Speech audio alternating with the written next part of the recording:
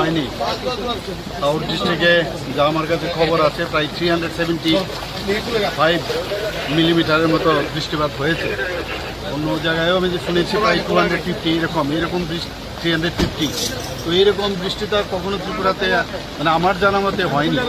তো আমরা মানে চারিদিকে কাজ করছে সব জায়গায়। আমি আজকে সকালে আমি আমাদের মাননীয় হোম মিনিস্টারের সাথে কথা বলেছি, মানে কিছু যদি এনডিআরএফের কিছু লোকজন পাঠানো যায়, উনি বলেছেন উনি দেখছেন এবং করবেন সেটা, এবং এখান থেকে আমরা চিঠিও দিয়েছি। তো আশা করি সব দিকেই নজর আছে, সবাই কাজ করছে, ডিএমরাও সতর্ক, সব দিকে এসডিএম সতর্ক, সমস্ত অন্যান্য যারা আমাদের এসডিআরএফ থেকে আরম্ভ করে সবাই কাজ করছে। স্যার, গতকাল আপনি দিল্লি থেকে এসে সঙ্গে সঙ্গে পর্যালোচনা বৈঠকে বসেছেন এই বন্যা পরিস্থিতি নিয়ে। এখন পর্যন্ত কতজনের প্রাণহানি হয়েছে? এবং এখন অবধি তো আমার কাছে যা খবর আছে 7 জনের মতো, আর 2 জন বোধ হয় এখনও ওদেরকে পাওয়া যাচ্ছে না।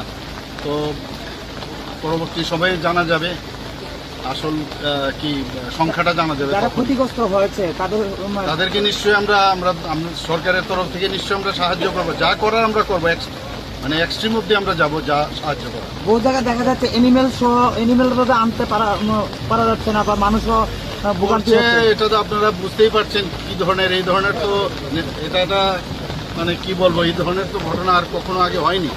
তো আমাদের সরকারের তরফ থেকে আপ্রাণ চেষ্টা হচ্ছে সব দিকে সাহায্য করার, যা যা করার আমরা করছি। ঠিক আছে, থ্যাংক ইউ স্যার।